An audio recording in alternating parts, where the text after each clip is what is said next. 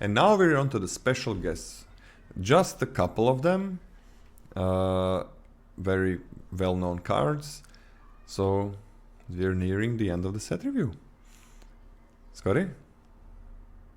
Stoneforge Mystic. I actually don't have these pulled up. Stoneforge Mystic. 1 and a white for 2 mana for a creature core artificer. It's a 1/2.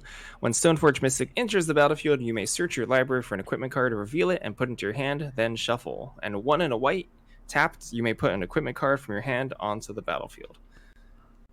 I'm never taking this highly. I don't think you should take it highly. I think this is like a D-. Like, it doesn't... The equipments in the set aren't particularly good. There's the white one that taps. I will... That's true. Thunder Lasso. I think this should have a ceiling grade.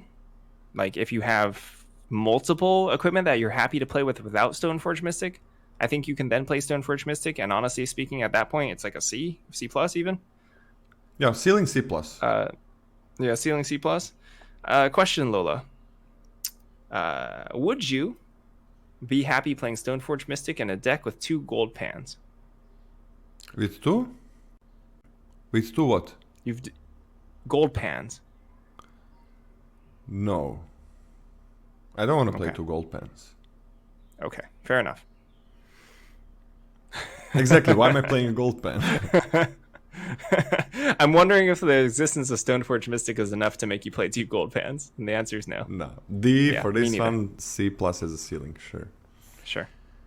Desertion. For 3 and double blue, it's an instant counter target spell. If an artifact or creature spell is countered this way, put that card onto the battlefield under your control instead of its owner's graveyard. Okay, that is powerful. But it's also a 5 mana counter spell. But that is very powerful. Like, you counter anything and you counter like a 2-drop, you're super happy. I mean, that's pretty good. It is a 5 mana counter spell, so I'm just gonna give it a B-. Dang, that's high for a 5 mana counter spell. I was gonna go like C plus. Yeah, blue-white gonna be kind of happy. It is really strong. Can be 4 mana, 3 mana with that. Actually, yeah. I'm pretty sold. You're kind of gonna naturally be passing the turn anyway. There's a lot of flash. I'm in. I'll go B-. Oh, I'm in. Morbid Opportunist, 2 black for a creature, human rogue. It's a 1/3. Whenever 1 or more creatures die, draw a card. This ability triggers only once each turn. What a nightmare. What a nightmare. Like, any sort of trades, you draw a card. Any sort of removals, you draw a card. This is a lot of card advantage. If it's 6 on the battlefield, kind of a nightmare for the opponent. I think this is straight up a B. I'm on a B+. I loved it before. I love it good. again. B+, just super powerful. Yep. Super Extremely strong. powerful. Port Razor for 3 and double blue. For 3 and double red. It's a pirate, 4/4. When it deals combat damage to a player, untap each creature you control. After this phase, there is an additional combat phase. But this thing cannot attack a player. It has already attacked this turn. Oh, that's garbage. 5 mana 4/4 is not gonna get in most of the times. When it does, the reward is not there. You gotta make it. You gotta like work so much. So I think this is shit. I think it's really bad. I'm on D-. Yeah, D- is fine. 5 mana This 4/4, is a 5 mana 4/4. Yeah. No. Scape Shift, 2 green for sorcery. Sacrifice any number of lands. Search your library for that many land cards. Put them onto the battlefield tapped. Then shuffle. It's an F. Oh! Somebody play this with a red set. Oh my god, this thing with a red saddle rare. That's a 4/6 that makes 2 tokens that are copies. Oh my god. Sorry, that is really good. Oh my god. Oh, then you're gonna make more of them? And the first one can attack again. Wait. Yeah.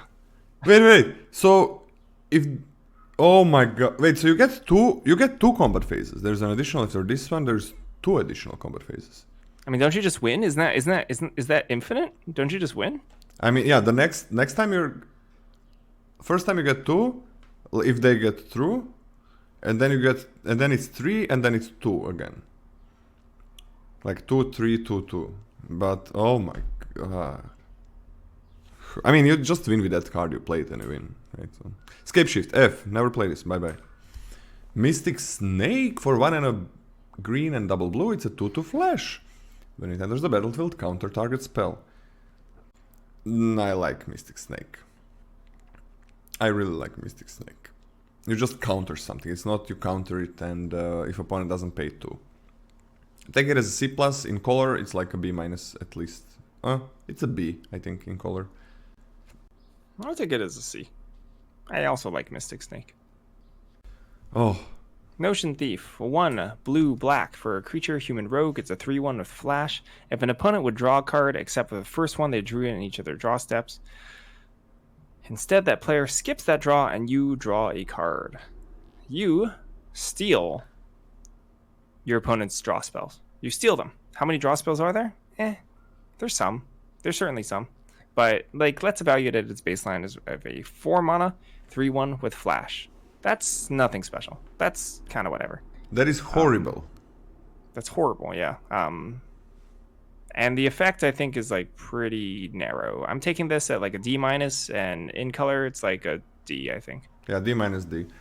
Cyborg grade, I mean, this can be very powerful in the side. Yeah, it can hose. Like if your opponent has 1 or 2 like plan the heists or whatever that card is, like you will actually just hose them. And like discard a card, draw 2 cards in red. That's gonna be a thing. In Cyber is gonna be good. Yeah, it's true. But yeah. against a lot of decks is gonna be complete garbage. And the problem with this is, sure, there's a good amount of times where somebody loots or draws extra cards. But the thing is, like, you really have no idea when they're gonna draw it. It's different when you're countering a spell, alright? People are playing spells. And people are rarely drawing cards, even though almost everybody's gonna do it at one point. At least discard a card and draw a card. But you really need to know their deck to know how often that's gonna happen. And because you gotta keep 4 mana up. 4 mana is so much to keep. And then if they don't draw it, you're kind of playing a 3/1. It's so bad. Alright. Desert. Land, desert, taps for colorless. You can also tap it to deal 1 damage to target attacking creature, activate only during the end of combat step. Which is kind of a good effect. But it's colorless. It does activate crimes a lot of times. That is a really good effect, but the land is colorless. Like X1s die. You block a 3/3 with a 2/2 and that dies. I'm still on a D, just because it's colorless, and if you get more crimes, then it gets much better, because you know that you're gonna be happy with it. If you're in black and you get 1/2 birds. D+. I'll take it as a C-. I'm kind of more optimistic. I think this is worth. I really like fetching something like this. It's nice. D+. Yeah, it's nice. It's nice. It's pretty sick. Prismatic Vista land as a tap, pay 1 life, sacrifice Prismatic Vista, search your library for a basic land card, put it onto the battlefield, then shuffle. Notably, this is not Evolving Wilds, right? This puts into play untapped. So this is just phenomenal fixing. Yeah. It's phenomenal fixing. Yeah. Ping 1 life? Sure, fine. That's okay. There's a lot of life gain in this set. I understand there's like pinging duels, but there's pretty decent amount of ways to offset that. And this is just great fixing. It's a C+ for me. It's really good. It's a C for me. Great fixing, yes. 1 life, what can you do about it? It's untapped, so you can just continue playing your curve. Very nice. And that's about it for OTJ set review. I'm gonna put tier list like in Reddit, on Twitter, on my Discord channel, and okay, Scotty, color rankings. Green's the best. Color rankings, more. I like green, then I like black, then I like white, then I like red, then I like blue. Yeah, I'm on green, and then I'm black, white, then red, then blue. But black could be higher than that. Black like works really well, I think, with most things. That's just initial color rankings. Green looks super solid, man. Kind of has everything. I like that. Every set that I remember where green was good, it was a really good set. Because usually that means that not that green is just destroying everything. It usually means that other color pairs are more playable. Because when red white is like the best thing ever, last set green was good, so no problem. But when green is bad, that usually means that slower decks are kind of bad. And that you can't splash and shit. So yeah. You excited about the set? I think the set looks pretty fun. I'm excited to play any new set, honestly. It's kind of weird because we kind of went through this set. It feels like it went through it a little faster, and you were saying it looks a little bit more straightforward, but it's always a new puzzle to solve, right? I don't think this set is gonna be straightforward at all to play. A bit less tricks, like there's a lot of this, like a lot of plotting, playing instant speed things. I just hope that Celestia is not gonna be broken on when attacking. I hope that. And I hope black is gonna be good, because black is, it's not like black is gonna destroy the early game. So if black is good, that means that a lot of different archetypes work. Yeah, I'm looking very, very forward to playing it. The plotting is very interesting, the tricks are not broken, so that's pretty cool. There's like these big cards, like 5, 6, that feel pretty powerful that you want to play multiples of in your deck. That's also a good sign, like not just 1-drops and 2-drops. And there are not many great 1-drops, I like that a lot. Because that's you?